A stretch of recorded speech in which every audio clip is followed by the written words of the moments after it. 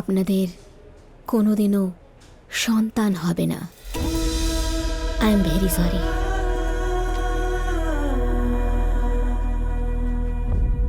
तुम्हें बच्चे की जरूरत है, मैं काफी नहीं हूं।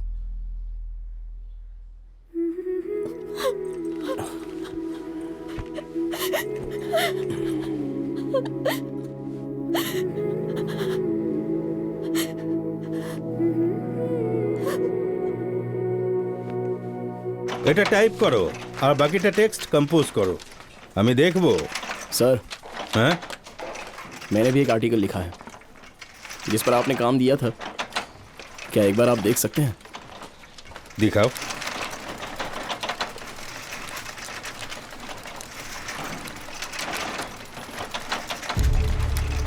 ये सब तुमने क्या लिखा? तुम्हारा जो जी करेगा वही लिख दोगे क्या?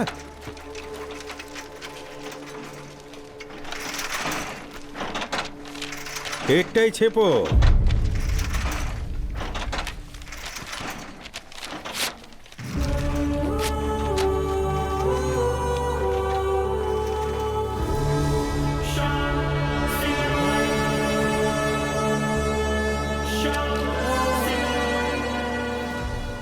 तुम एक दिन बहुत बड़े लेखक बनोगे और अब तुम्हारी पहली किताब को छापने की पूरी जिम्मेदारी मेरी है। धन्यवाद।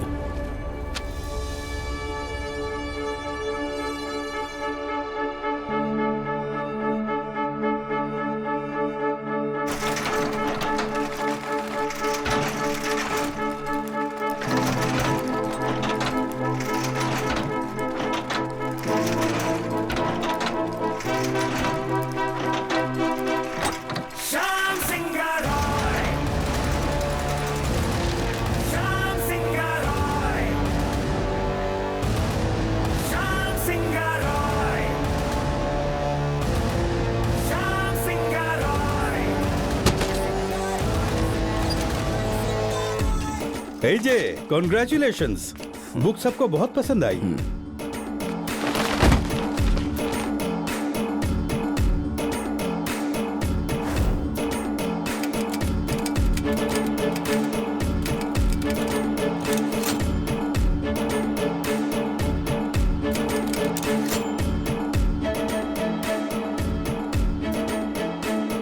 সরকারের বিরুদ্ধে লেখার জন্য আপনাকে অ্যারেস্ট করা হচ্ছে।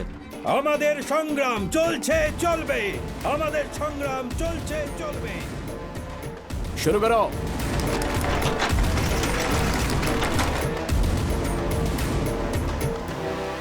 श्याम सिंह रॉय, श्याम सिंह रॉय, श्याम सिंह रॉय, श्याम सिंह रॉय, श्याम सिंह रॉय, श्याम सिंह रॉय। Royalty cheques. कहीं जमीन खरीद कर अपना घर बनाते हैं।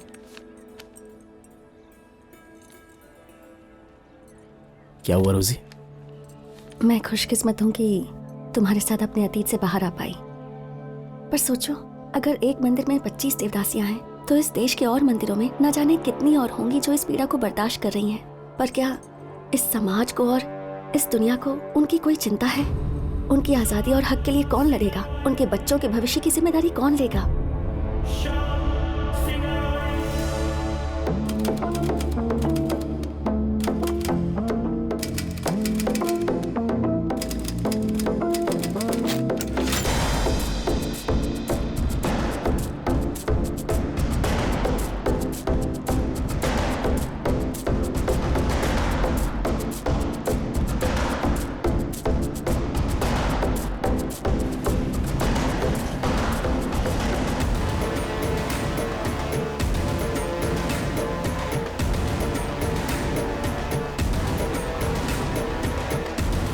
जिस समाज में एक स्त्री को अपना जिस्म बेचकर अपना पेट भरना पड़े, उस समाज के सभी पुरुष नपुंसक हैं। Women are not a commodity.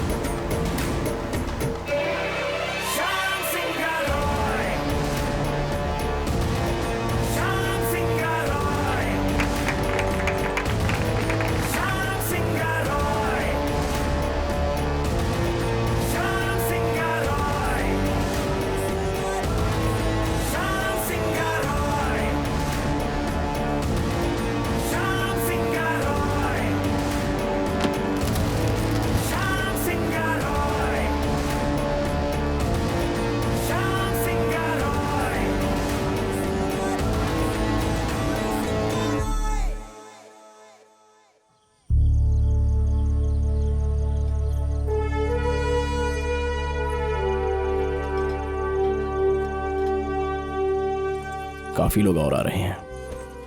यह बिल्डिंग काफी नहीं होगी। जो काम कर सकते हैं उनके रहने और काम की व्यवस्था हो जाएगी, और जो नहीं कर सकते उनके लिए पेंशन की व्यवस्था। सरकार भी इसमें मेरा सपोर्ट करेगी।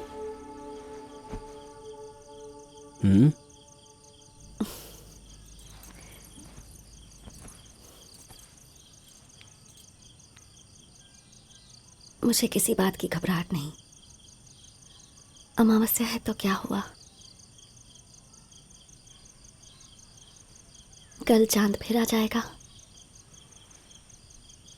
श्याम, पता है क्या, जिस देवदासी की मृत्यु अमावस की रात होती है वो परमात्मा की शरण में चली जाती है। पता नहीं मृत्यु कब दरवाजे पर दस्तक दे दे। मैं भी अमावस्या की रात में तुम्हारी गोद में लेटी हुई तुम्हारे चेहरे पर तुम्हारी मुस्कान देखते हुए मर जाना चाहती हूँ। यही मेरी आखिरी इच्छा है।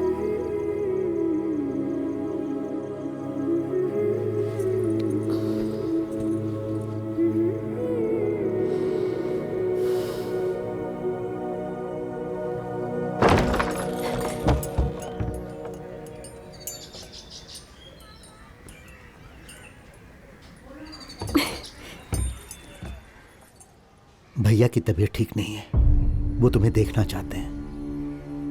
क्या तुम एक बार घर आओगे?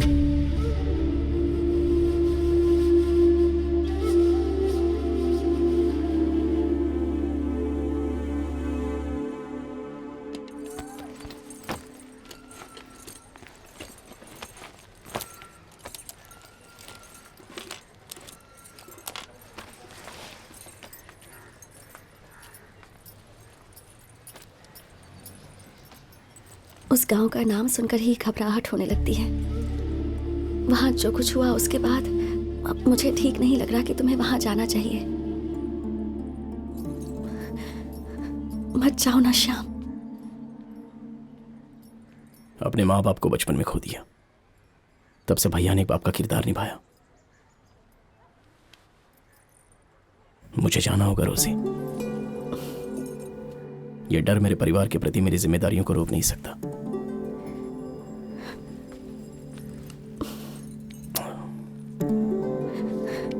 अपना ध्यान रखना, और अगर वादा करता हूं मैं वापस आऊंगा।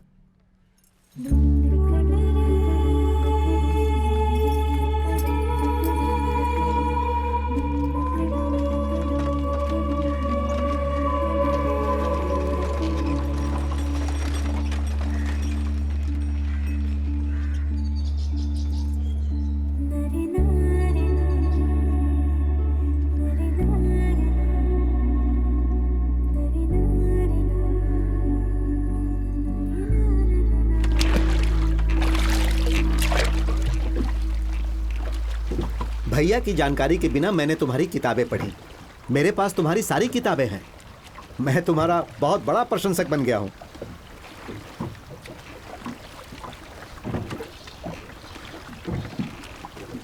अभी क्या लिख रहे हो? कोई नई कहानी? एक छोटी सी कहानी, बस अभी विचार आया। अच्छा,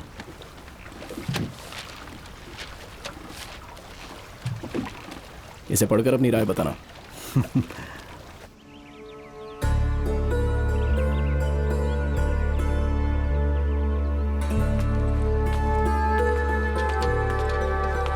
भाभी देखो, श्याम आ गया। बाहर आओ, आ जाओ जल्दी। और कैसा है? मैं ठीक हूं, आप कैसे हैं? मैं भी ठीक हूँ, आ जाओ। ए, खाना परोसो। जल्दी जल्दी।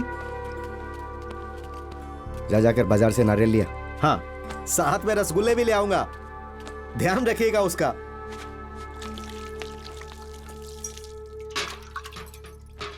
घर में इतनी खामोशी क्यों है? बच्चे कहाँ हैं? वो खड़गपुर में रहकर पढ़ाई करते हैं श्याम दादा।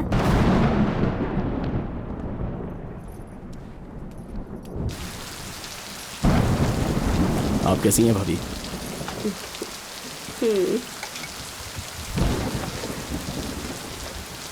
क्या हुआ? आप ठीक तो है ना? हाँ ठीक हूँ। तुम खाना शुरू करो श्याम। बैठो बैठो। ए, तुम जरा अंदर जाओ।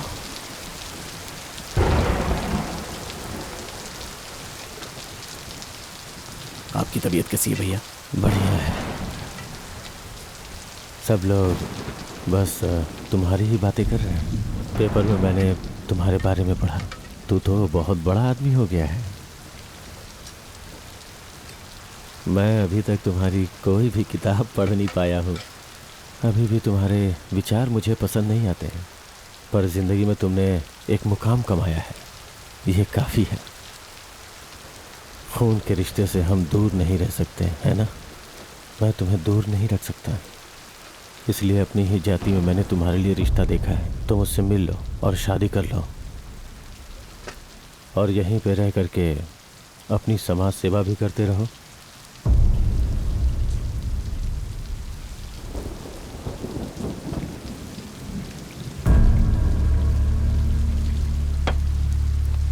मैं शादीशुदा हूं भैया।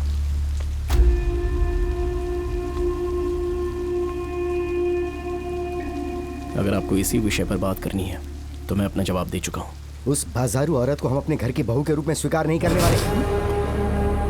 वो मेरी पत्नी है, रोजी सिंघा रॉय। अगर एक शब्द भी उसके बारे में कहा तो मुझसे बुरा कोई नहीं होगा। खबरदार।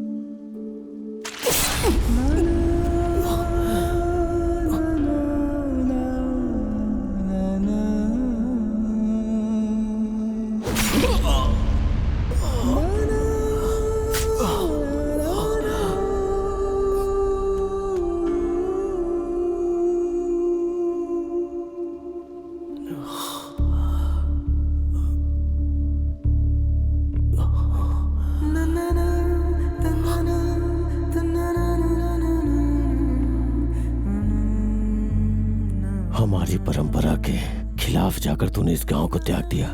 तू इस परिवार का हिस्सा था और तेरा भाई होने के नाते इस समाज ने मुझे अछूत की पदवी दे दी। तेरी मौत हमारे बच्चों का भविष्य तय करेगी। तुझे मार कर ही इस गांव में खोई हुई इज्जत मिलेगी हमें।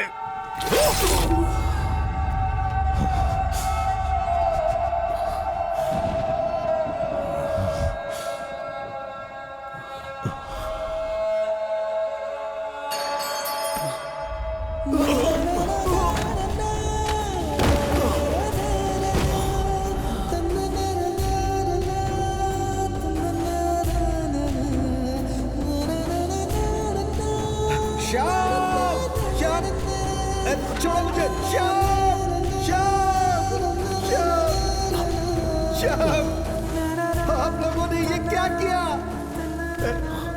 मैंने उससे वापस आने का वादा किया था। हे भगवान!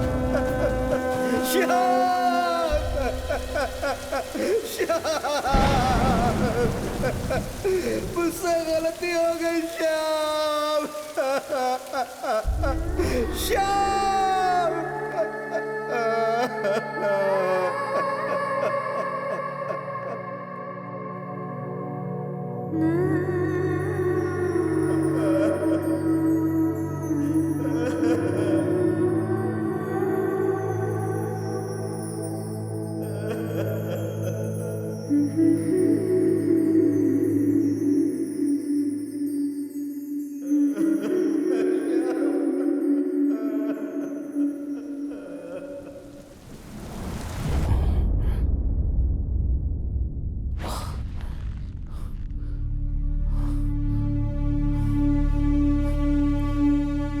मुझे कोलकाता जाना।